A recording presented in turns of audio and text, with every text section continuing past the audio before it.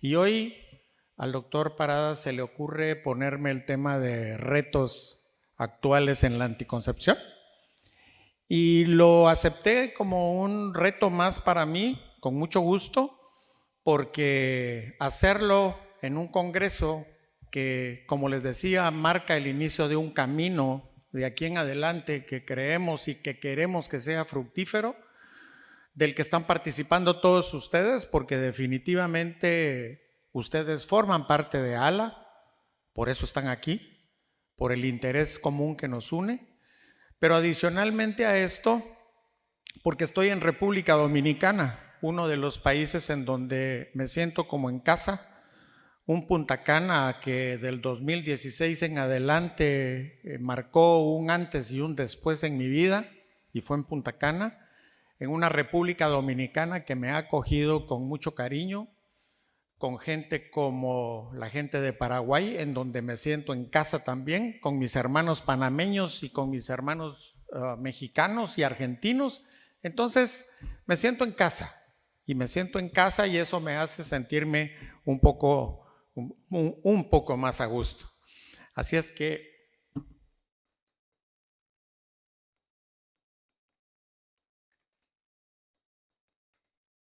voy a comenzar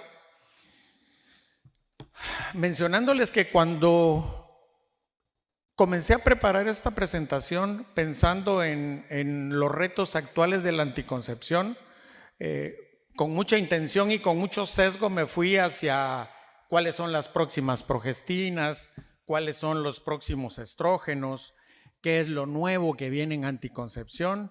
Sin embargo, en el camino de la preparación me di cuenta de que hay otros retos mucho más importantes. Otros retos para los que quiero, después de mi sencilla presentación, sensibilizarlos a ustedes para que como prestadores de servicios de salud de la mujer en la etapa reproductiva participen con nosotros en cumplir con esos retos.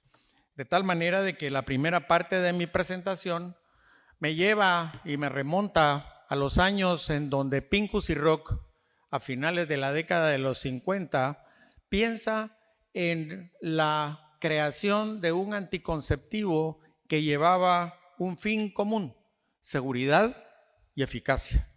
Una seguridad y eficacia que lo que buscaba en términos generales era frenar la explosión demográfica.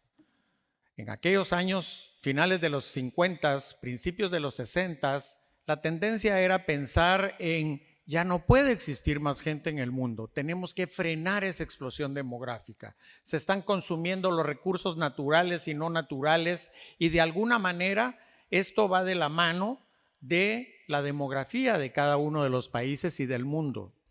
Nunca se pensó en la salud reproductiva de la mujer. De hecho, el término de salud reproductiva en aquella época no existía. Fue después, cuando se trató de suavizar el concepto de planificación familiar y de anticoncepción de alguna manera, integrando dentro del tema de salud reproductiva todo lo que era embarazo en adolescentes, control ginecológico, niño sano, por supuesto planificación familiar como una de las fortalezas y de los pilares importantes de la salud reproductiva, pero esto surge alrededor de los años 70, cuando a finales del siglo pasado, a principios de este siglo, la industria farmacéutica vuelca sus objetivos a tratar de mejorar aspectos considerables como lo son aceptación, apego, beneficios no contraceptivos, adherencia a la utilización de métodos anticonceptivos, porque era muy fácil encontrar que una mujer en etapa reproductiva abandonaba el método anticonceptivo por un sinnúmero de razones que vamos a ver más adelante. De tal manera de que los primeros 10, 15, 20 años del inicio de la anticoncepción marca explosión demográfica, pero los primeros años de este siglo y los últimos del siglo pasado marcan la importancia de buscar contribuir a mejorar la salud reproductiva de la mujer en esta etapa tan importante para ella. Porque cuando nosotros pensamos qué esperan las mujeres de los anticonceptivos, lo que esperan es calidad de vida. Por supuesto, espaciar sus embarazos, sí, pero buscan calidad de vida. Buscan que el método, como en los años 60, Pincus y Rock, sea efectivo, sea seguro, tenga menos efectos secundarios, sea reversible para buscar un embarazo cuando lo necesiten. Por supuesto que le dé un muy buen control del ciclo y por supuesto también que influya en términos generales positivamente con su calidad de vida. Y por el otro lado, ¿qué busca no encontrar en los anticonceptivos que comenzaron en aquella época? Ustedes, que más o menos algunos de ustedes son contemporáneos míos, los menos, los demás son más jóvenes, no me dejarán mentir que la anticoncepción viene arrastrando mitos y tabúes que eran válidos para los años 60, pero que ya no son válidos para la actualidad. Que gana de peso, que la dejan estéril, que aumentan los riesgos de cáncer, todos esos, que engordan los métodos anticonceptivos, todos esos mitos que las mamás los heredaron en las hijas, pero que hoy a las hijas tenemos que darles un plan educacional importante para minimizar esos temores en la búsqueda de métodos de planificación familiar.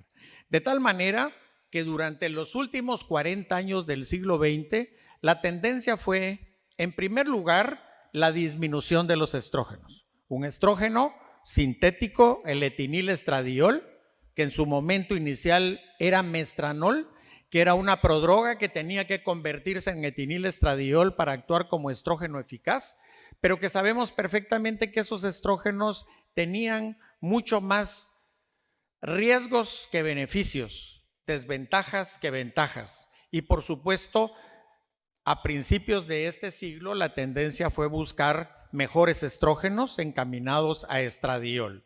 Si ustedes se recuerdan que en aquella época se pensaba que el efecto anticonceptivo era de las dos hormonas que se utilizaron.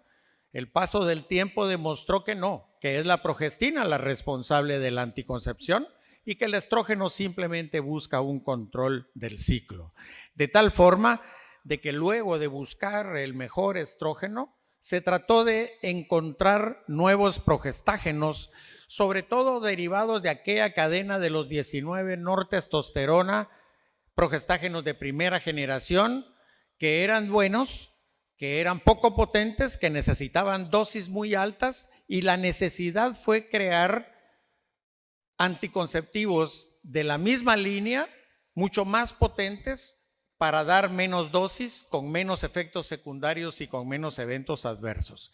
Y la tercera búsqueda, derivados de nuevas sustancias muy similares a la progesterona, porque la intención era esa, el efecto anticonceptivo, pero adicionalmente también encontrar todos los beneficios de la progesterona o de las progestinas. Eso desde el punto de vista farmacocinético, desde el punto de vista farmacológico, pero a futuro, ¿qué nos queda? ¿Qué tenemos que pensar de aquí en adelante? ¿Van a salir nuevas progestinas? No lo sé, pero en los últimos 50 años no hay nada nuevo en progestinas. Si bien es cierto, la industria farmacéutica ha sacado nuevos anticonceptivos, es con las progestinas tradicionales de los años 90, 95, 2000, porque no ha salido una progestina nueva que tenga efectos diferentes. De tal manera de que, ¿qué retos tenemos a futuro? Y aquí llamo la atención de aquellas personas, de aquellos colegas que tienen incidencia política en sus gobiernos, porque definitivamente algo que va de la mano de la eficacia anticonceptiva de un método es el acceso, el cumplimiento, la salud reproductiva, y hacia ahí voy a encaminar la próxima práctica, la próxima parte de mi presentación.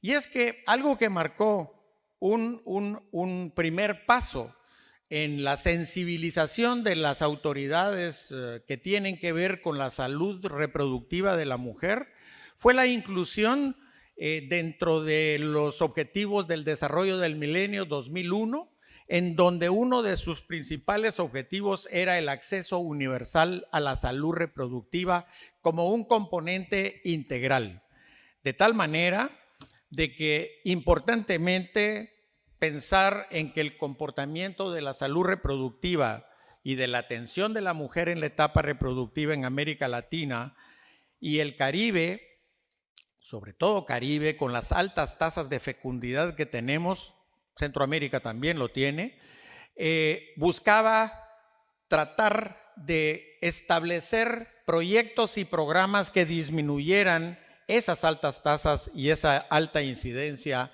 de fecundidad en los países nuestros.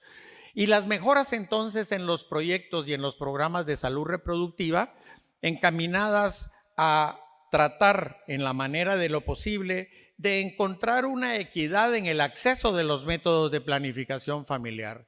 Desafortunadamente, las poblaciones más vulnerables de nuestros países como factor común son poblaciones que tienen mucho menos acceso a los métodos de planificación, en donde la etnia, la pobreza, la educación juegan un papel importante junto a los recursos económicos para poder tener el acceso al mejor método de planificación familiar.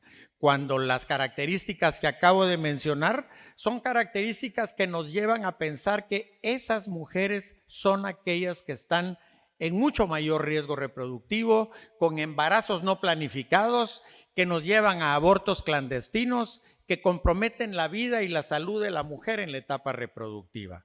De tal manera de que es sumamente importante que nosotros, aun y cuando no tengamos injerencia política, sí generemos conocimientos paralelos de advocacia que nos permitan participar indirectamente con aquellas políticas de salud a través de nuestras asociaciones, de nuestras federaciones, como en este caso la Asociación Latinoamericana. Y algo que juega papel muy importante es que durante 65 años todas las estrategias están encaminadas a buscar la mejor calidad de anticonceptivos para la mujer. Sin embargo, para el hombre no. Y si buscamos equidad de género, también deberíamos de ser los hombres responsables y corresponsables de mantener ese control de la natalidad familiar y por supuesto de una manera integral. ¿Cuáles son los retos actuales entonces? En primer lugar, abandono del tratamiento. En segundo lugar, un pobre acceso a la educación en salud sexual y reproductiva, que debemos de nosotros empujar esa educación. Un acceso a métodos de planificación familiar. De nada sirve que el médico conozca los métodos de planificación familiar, traslade la información a la mujer en etapa reproductiva, si no tenemos, por el otro lado, como contraparte, las políticas propias de gobierno y de autoridades que permitan tener acceso a todos los métodos de planificación familiar. Por supuesto, es importante la disminución del embarazo en adolescentes y si hablamos de abandono del método, me voy a permitir mostrarles a ustedes que fue una publicación hecha en la revista de la Federación Mexicana de Sociedades de Ginecología y Obstetricia, un amigo de muchos de nosotros, Camil Casterbranco, en donde él decía que los factores implicados con la interrupción, con el abandono del método anticonceptivo, él y sus colaboradores, por supuesto, eran, por un lado, los efectos secundarios, por el otro lado, por supuesto, las fallas del método con embarazos no planificados, deseo de embarazos y por eso suspenden el método, cambios de método buscando integrarse a un método que sea o más efectivo o más cómodo para la mujer en etapa reproductiva, las enfermedades subsecuentes como beneficios adicionales de utilización de un método anticonceptivo y por supuesto, en el término de poblaciones vulnerables, que son pobres, que son poco educadas y que tienen poco acceso a los métodos de planificación, las cuestiones económicas y personales que juegan un papel importante. De tal manera de que si nosotros tratamos de simplificar estas razones de abandono del método anticonceptivo, lo podemos desviar desde dos puntos de vista. El médico, el proveedor, el que prescribe el método anticonceptivo, para lo cual nosotros somos los directamente responsables para educarlo. Y por el otro lado, problemas originados con la usuaria, por desconocimiento, por desinformación o por mala información, en donde de nuevo nosotros jugamos un papel importante para la educación sexual en la mujer. De tal forma que la Asociación de Profesionales de Salud Reproductiva proponía algunas medidas para minimizar el tipo de interrupción y al máximo bajar las interrupciones de métodos de planificación. Y la principal, obviamente, educación, incrementar los conocimientos de anticoncepción de nosotros, los prescriptores de los métodos anticonceptivos, en donde la industria farmacéutica juega un rol importante cuando contribuye a educar de una manera indirecta a quienes tenemos que ver con la salud reproductiva de la mujer en esta etapa. Y por supuesto, en esa consejería balanceada y en ese plan educacional, importantemente ser nosotros los transmisores de información. Porque fíjense ustedes que, lo decía Santiago en su presentación, un gran número de mujeres que se embarazan en el mundo tienen embarazos no planificados. Y aquí me permito encerrar en ese cuadro rojo América Latina, en donde 1 de cada 2 embarazos son embarazos no planificados y muchos de esos embarazos terminan en abortos generalmente inseguros, generalmente clandestinos, en donde se pone en riesgo la fertilidad, la salud y la vida de la mujer en esta etapa tan importante. De tal manera de que 2 pilares importantes para fortalecer el conocimiento de la salud reproductiva son, por un lado, fortalecer el acceso a través de las instituciones gubernamentales que tienen que ver con el tema, y por el otro lado, la educación integral en sexualidad, que es responsabilidad indirecta de todos nosotros que tenemos que ver con el cuidado de salud de la mujer. Y esta diapositiva anterior la voy a repetir 5 veces con cada uno de mis slides que les voy a mostrar, porque definitivamente al final de cuentas, una de nuestras conclusiones es que el reto más importante de aquí en adelante para los que tenemos que ver con el cuidado de la mujer es contribuir a que haya un buen acceso por un lado y por el otro lado salud integral en sexualidad. Fíjense ustedes que esta diapositiva nos muestra una realidad de América Latina y es que el índice de embarazos no planeados es muy alto en jóvenes, en adolescentes. Y ustedes ven en el remarco cómo los índices de embarazos no planificados son 2 veces mayores entre las mujeres jóvenes y adolescentes que en el resto de mujeres en la etapa reproductiva. ¿Qué necesitamos? Acceso y educación, salud integral de la mujer a través de una educación integral en sexualidad. Esta diapositiva de Guttmacher en 2011 nos muestra 3 cosas importantes.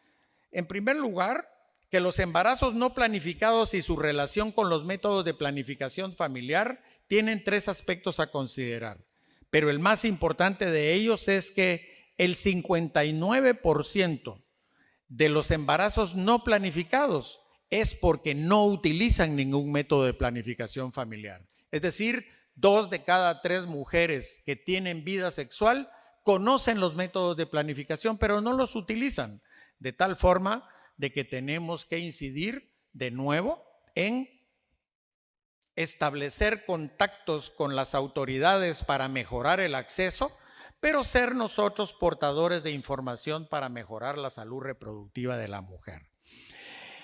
Ese era 2011, era Guttmacher, pero vean ustedes esta gráfica del INSME de 2018-2019, casi 10 años después. ¿Cuál es el factor común?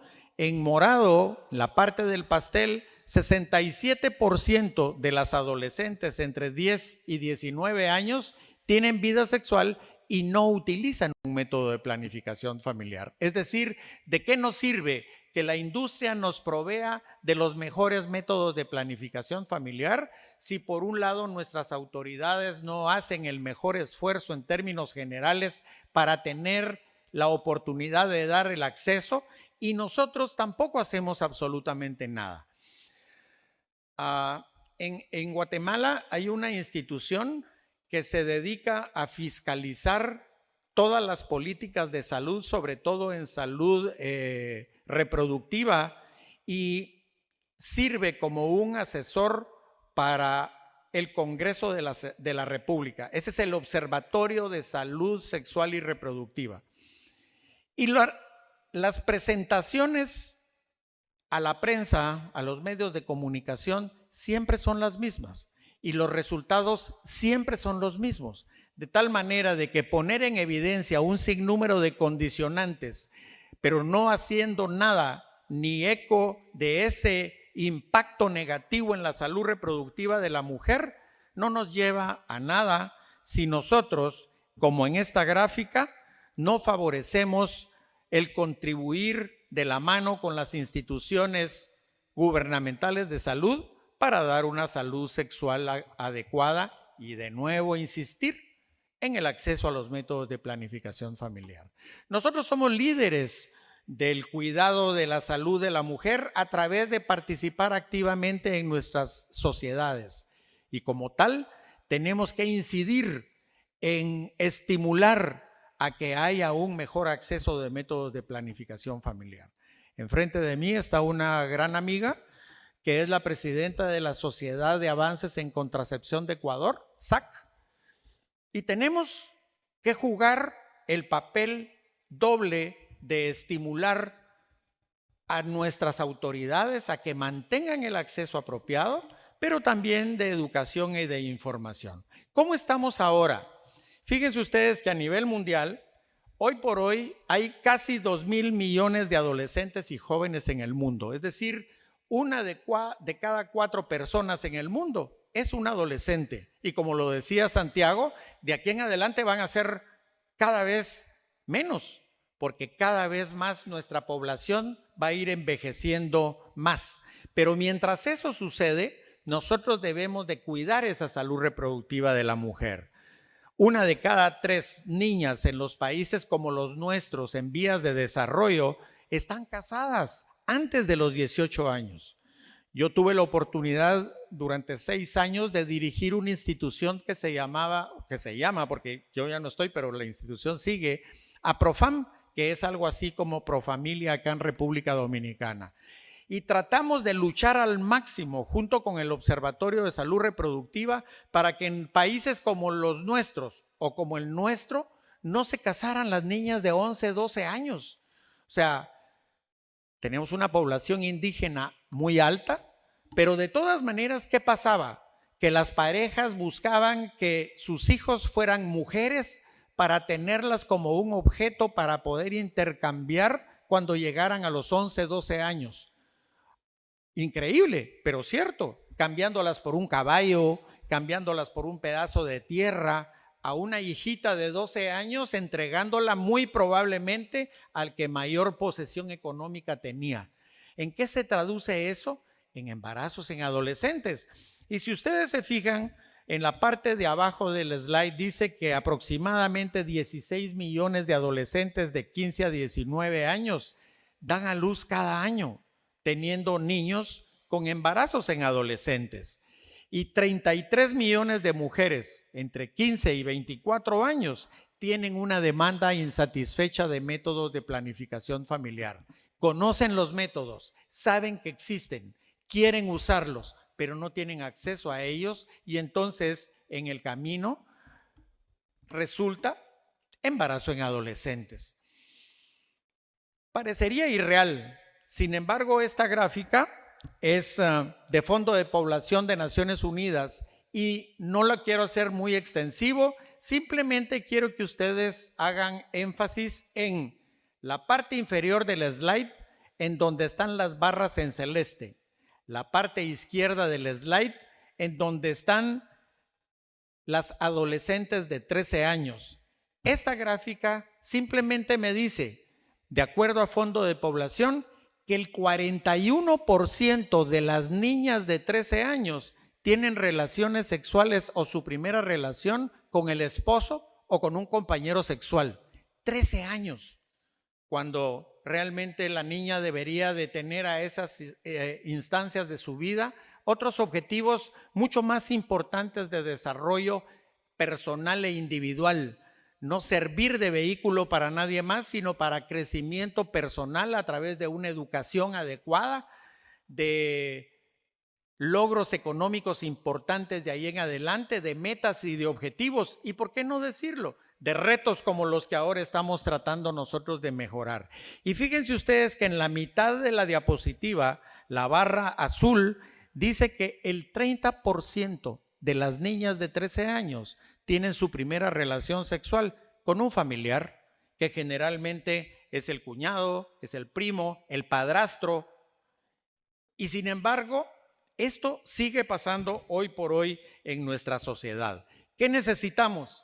De nuevo, acceso a los métodos de planificación familiar y salud reproductiva.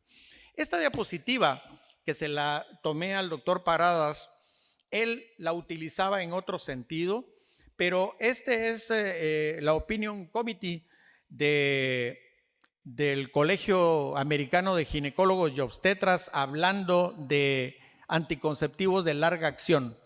Y de aquí solo quise extraer algo que también es importante para nosotros, y es el hecho de que como barrera están los mitos, la falta de familiaridad y acceso, el costo, pero importantemente el temor y la falta de sensibilización del médico a utilizar los métodos de planificación familiar. Debemos de tener una actitud mucho más protagónica y mucho más participativa en las políticas de salud directa o indirectamente de cada uno de nuestros países.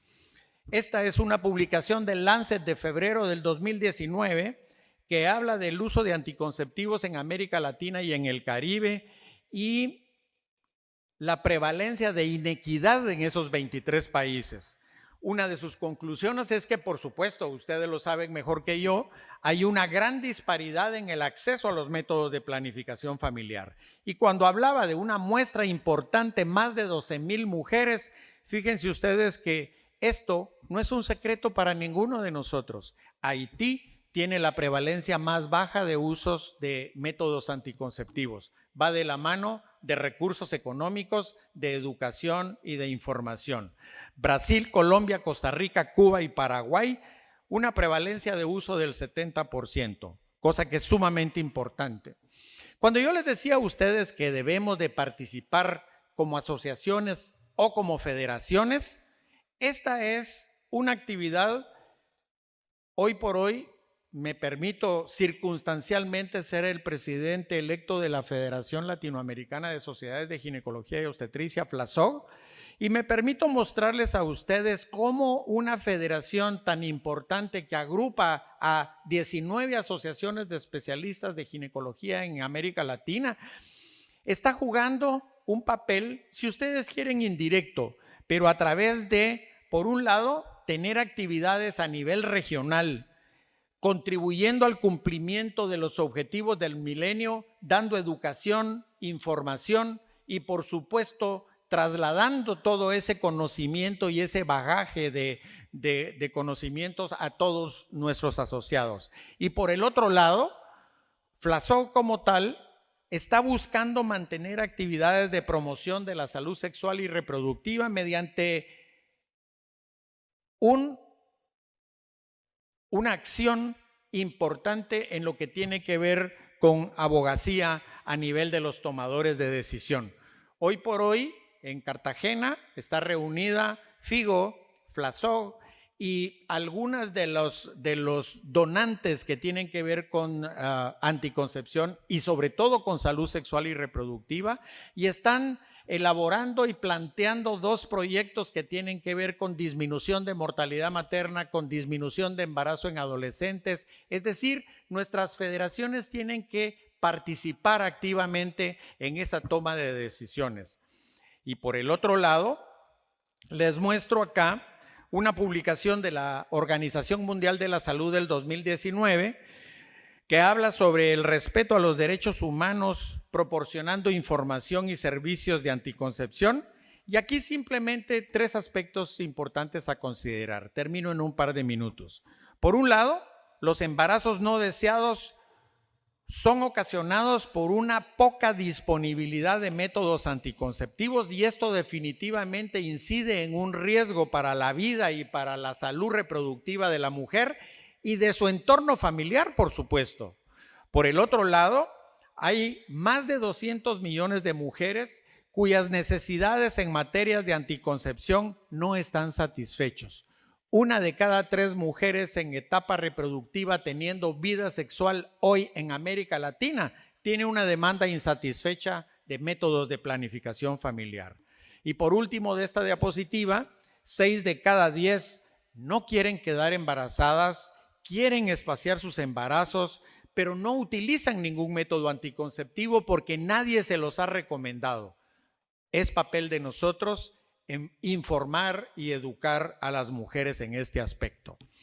Esta misma publicación de febrero del 2019 de la Organización Mundial de la Salud habla de que como pilar fundamental, más allá de la conferencia del Cairo de 1994, los objetivos de desarrollo del milenio del 2011 y particularmente la meta 5B, que era lograr para el 2015 el acceso universal a la salud reproductiva, no se cumplió. Y llevamos 7 años más del cumplimiento de ese objetivo del 2015 y el grado de atención de la necesidad de los métodos anticonceptivos no se cumplió. Las tasas de mortalidad y de morbilidad en adolescentes y en mujeres en etapa reproductiva siguen siendo preocupantemente altas, porque las leyes, las políticas y las prácticas que se proponen realmente no pasan más allá de ser una propuesta, en donde necesitamos realmente como reto importante cumplir con esas metas que nos trazamos y que se trazan estas instituciones. ¿De qué se trata? Se trata no solo de tener leyes, sino de cumplirlas y de ponerlas en práctica. Porque en el caso de la mujer en etapa reproductiva o de la adolescente y el adolescente, tienen todo el derecho de disfrutar de su sexualidad, tratando de minimizar al máximo los riesgos que implican un embarazo no planificado. Esta es la ley de planificación familiar de mi país, la que pongo a disposición de ustedes, que me parece muy completa, pero que de nada sirve que esté en los escritorios de nuestras autoridades si no se están poniendo en práctica, y el Observatorio de Salud Reproductiva lo demuestra cuando nuestras tasas de embarazo siguen siendo altas. Termino con una conclusión. Conclusiones hay muchas, sin embargo, traté de estructurar una que tomara en cuenta todas las características que acabo de mencionar.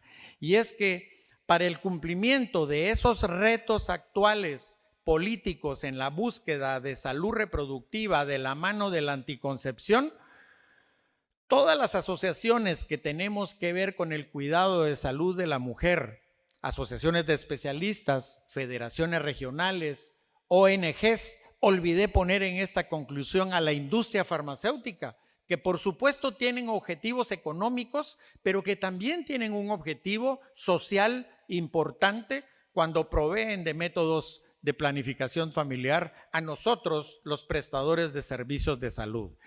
¿Qué debemos de hacer? Debemos de fortalecer mecanismos de rendición de cuentas que nos permitan al final del periodo evaluar si lo que estamos haciendo está puesto en práctica de una manera adecuada y si estamos haciendo bien las cosas. Les agradezco mucho su tiempo y estoy a su disposición. Muchísimas gracias.